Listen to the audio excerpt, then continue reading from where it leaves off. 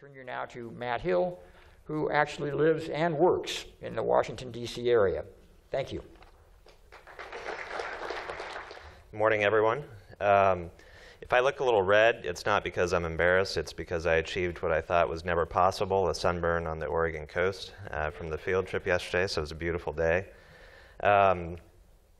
Mark covered a lot of numbers that are very important, especially funding for BIA forestry, which translates to work on the ground here, and that translates into jobs for the tribes and for services. My portion of the presentation, I really only have three numbers, and they're 218, 60, and 1.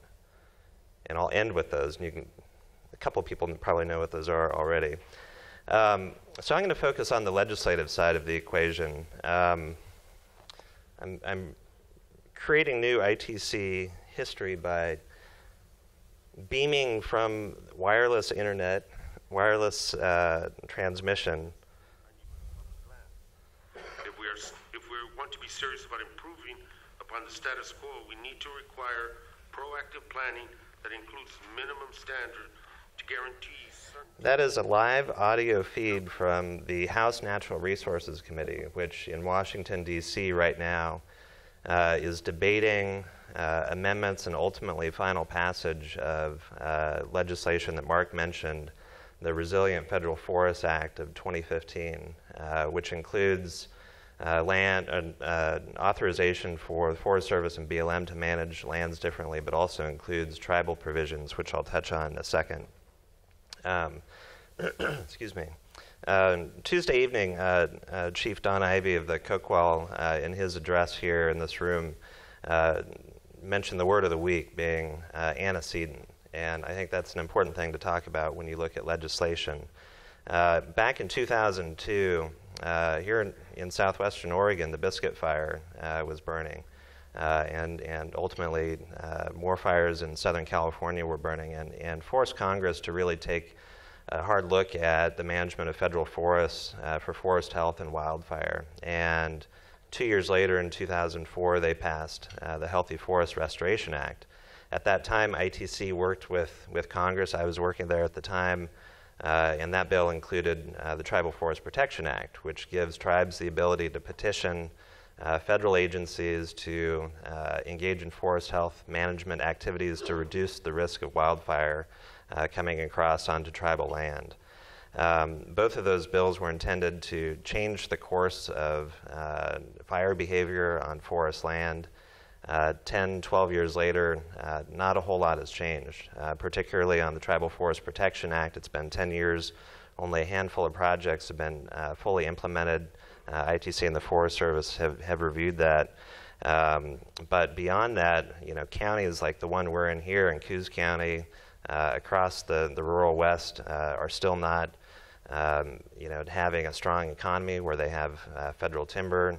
There's the threat of them losing county payments as a share of federal revenues. So the problems are still existing, and Congress is going back to take another crack at charting a different course for the management of federal lands and for the health of federal lands. The bill that they're currently debating, the Resilient Federal Forest Act of 2015, was introduced pretty much last week.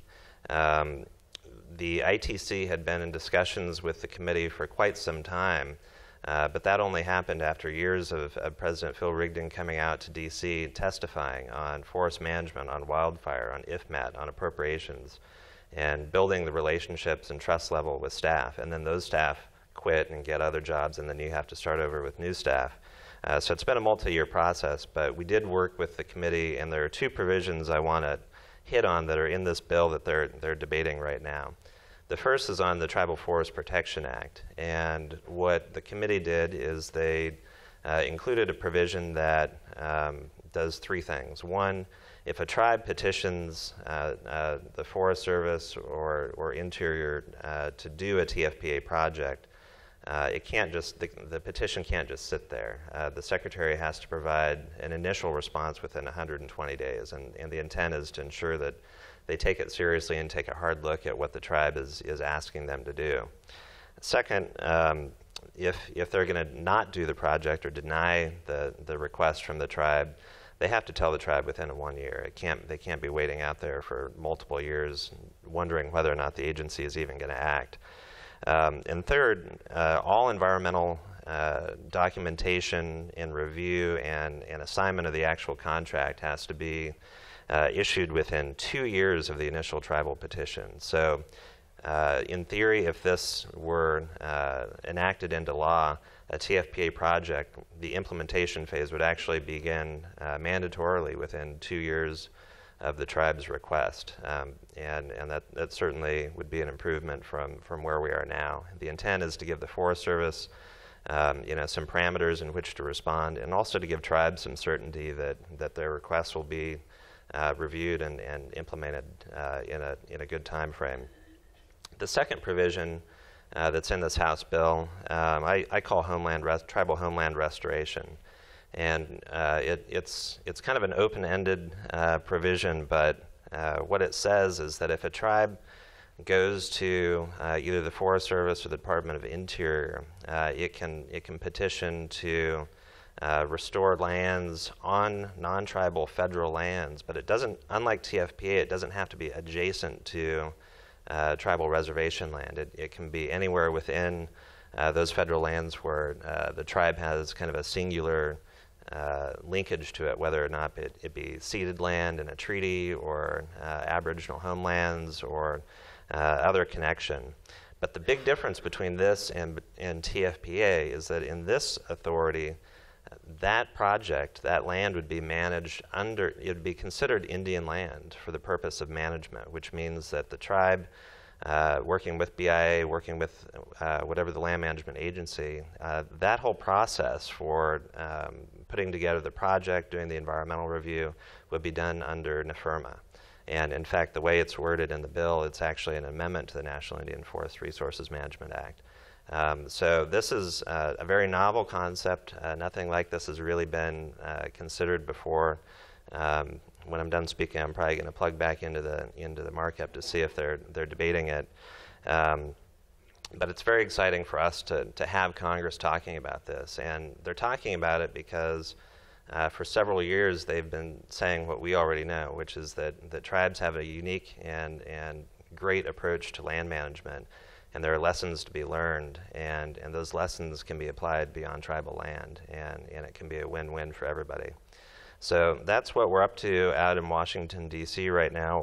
I'll conclude by going back to my three numbers, 218, 60, and 1. Those are not my winning bingo numbers from last night. It refers to the threshold to pass a law in the United States. You have to get a simple majority in the House, which is 218 votes. For something mildly controversial like forest management, you're going to need 60 votes in the Senate, and you're going to need one person in the White House to sign it. And so we're at the very beginning of this process on reviewing this forest legislation, but it's going to take a lot of twists and turns because you have to get through those three numbers. But that's what we're working on. ITC has great relationships on both sides of the aisle and friends on both sides of the aisle, so I'm looking forward to it. And that concludes my presentation. Thank you.